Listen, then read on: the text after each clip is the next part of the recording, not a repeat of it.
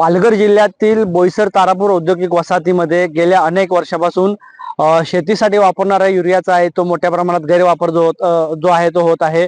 अनेक वेळेला बोईसर पोलिसांनी या युरिया खतावरती कारवाई केलेली आहे, परंतु नाशिक या ठिकाणी हा युरिया जेव्हा सॅम्पल टेस्टिंगसाठी जातो त्यावेळेला त्या ठिकाणी सॅम्पल जो बदली करण्यात येत असल्याची जी तक्रार आहे ती पालघर जिल्ह्यातील काही शेतकऱ्यांनी केलेली आहे।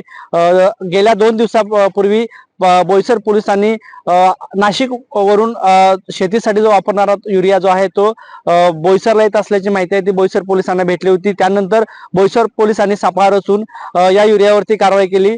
जवळपास 300 गोणी जो युरिया साठा आहे तो पोलिसांनी ताब्यात घेतलेला आहे। यामध्ये 8 आरोपींचा समावेश आहे, तर यातील 4 आरोपींना अटक करण्यात आलेला आहे। 4 आरोपी सध्या फरार आहेत। गेल्या अनेक वर्षापासून बोईसर तारापूर औद्योगिक वसाहतीमध्ये मोठ्या प्रमाणात युरियाचं जे राकेट आहे ते समोर येत आहे। यामध्ये काही राजकीय पदाधिकारी असल्याचंही समोर आलेलं आहे, परंतु कोणतीही ठोस कारवाई आतापर्यंत कृषी विभागाकडून होत नसल्याचं देखील अनेक वेळ समोर आलेलं आहे।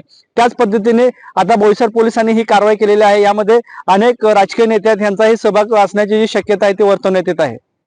जय महाराष्ट्र न्यूज चॅनलसाठी विनायक पवार, पालघर।